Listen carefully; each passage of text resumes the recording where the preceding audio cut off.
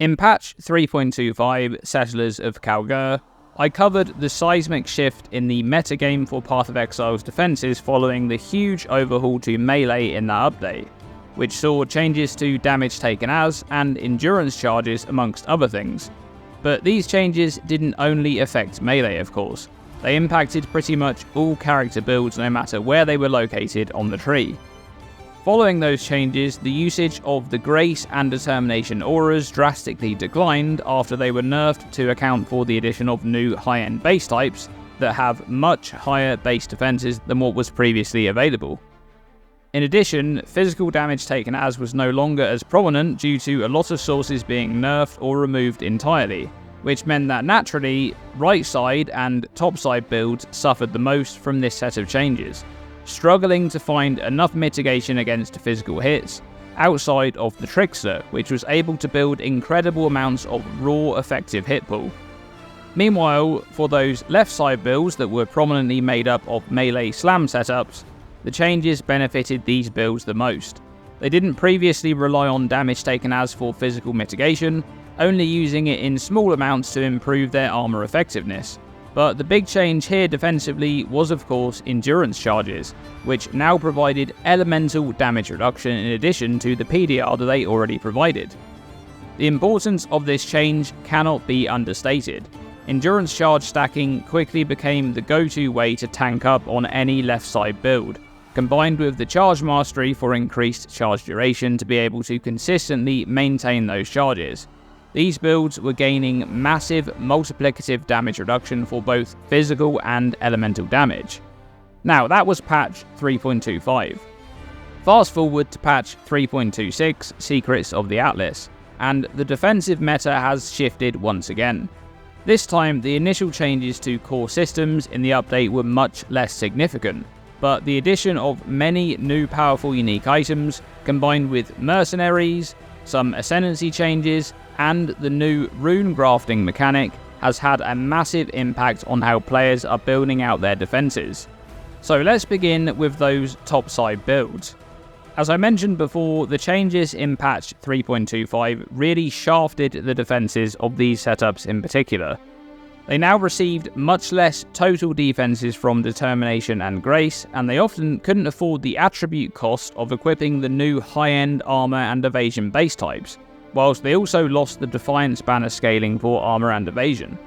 This, combined with losses of physical damage taken as modifiers, meant that these builds were stuck for mitigation against the most dangerous damage type for most builds when first reaching maps, that being physical hits. However, take a look at the breakdown for ascendancy share in Softcore Trade League 1 month into 3.26.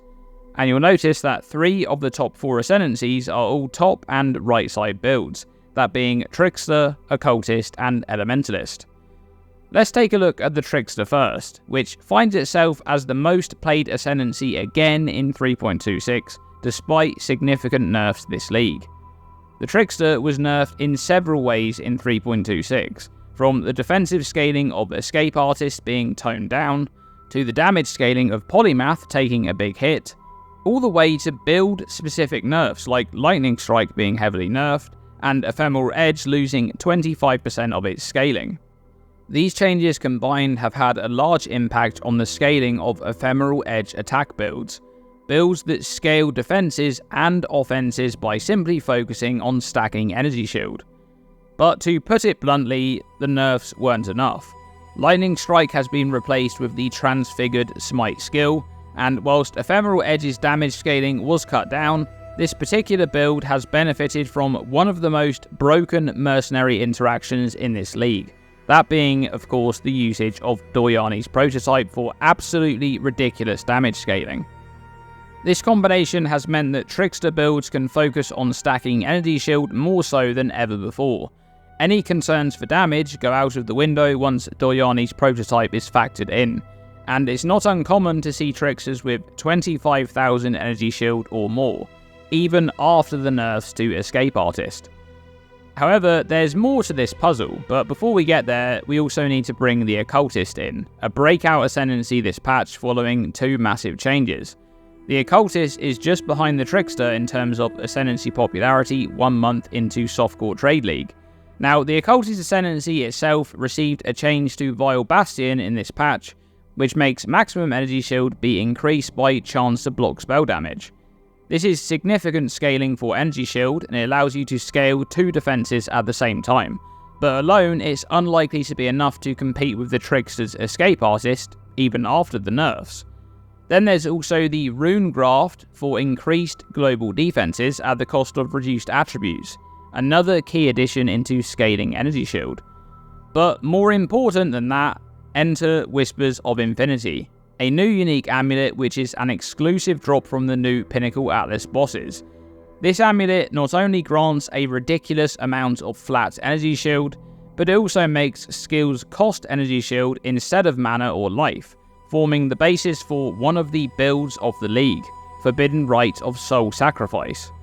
This amulet has massively benefited both the Occultist and the Trickster, allowing them to scale crazy amounts of energy shield to improve their defenses with raw effective hit pool, whilst also improving their offense at the same time.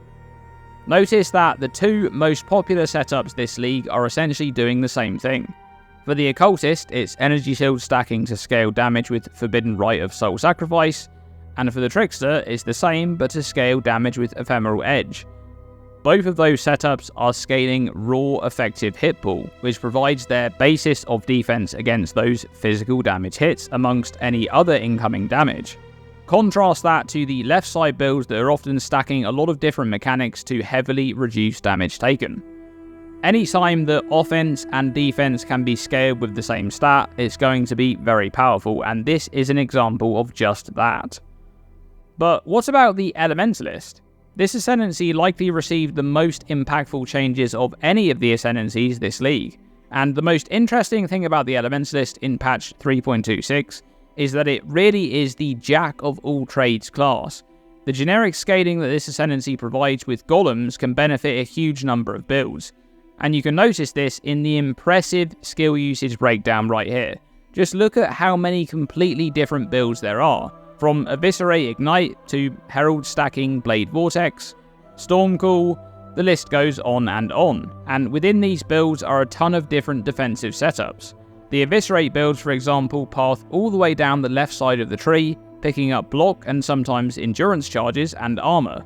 Meanwhile, there's an Elementalist version of Forbidden Rite of Soul Sacrifice 2, which makes sense considering that Stone Golem now provides a hefty increase to global defenses, largely boosting energy shield.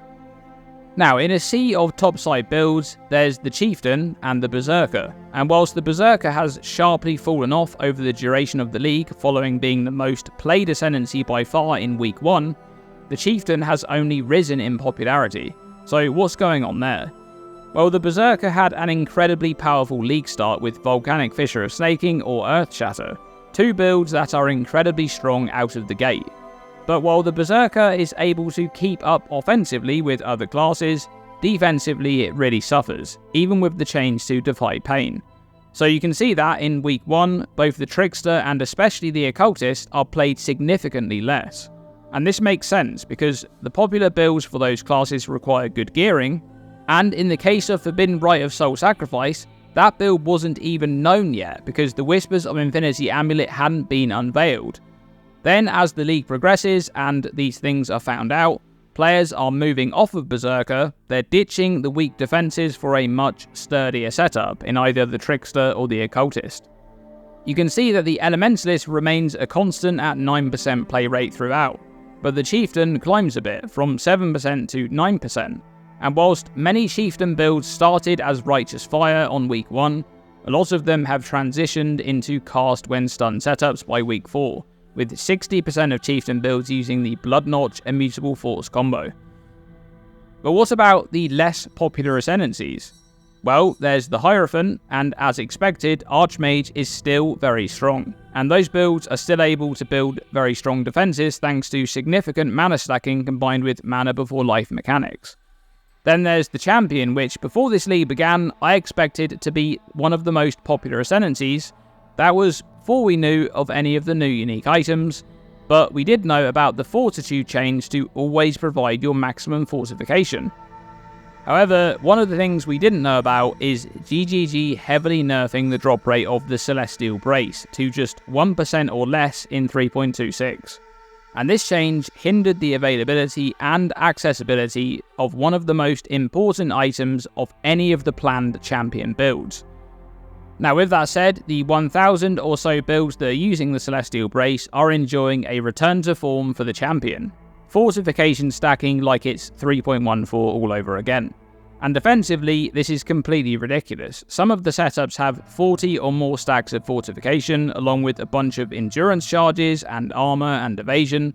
They are incredibly tanky, but this hasn't become very popular, because it's likely not as strong as those meta, Trickster and Occultist builds. But it also has such a high bar to entry. A poorly rolled Celestial Brace is about 25 divines, and that's after 1 month into the league. Now overall, aside from the Trickster, which still clings on despite all of the nerfs, the metagame has seen quite a significant shakeup with this league, mostly as a result of those new unique item additions. And with that, we've seen a significant breakthrough for those top side builds, allowing them to survive and actually thrive in some of Path of Exile's most difficult content. But I wouldn't expect this to remain into 3.27. I absolutely expect Whispers of Infinity to either be directly nerfed or receive a drastic drop rate change to make it one of the rarest drops. There's even the possibility that this item is moved to the Uber version of the boss if we get those next league. But what do you think about the state of the meta in 3.26? Let me know by commenting below. Thanks for watching this video, and as always, stay tuned and stay safe.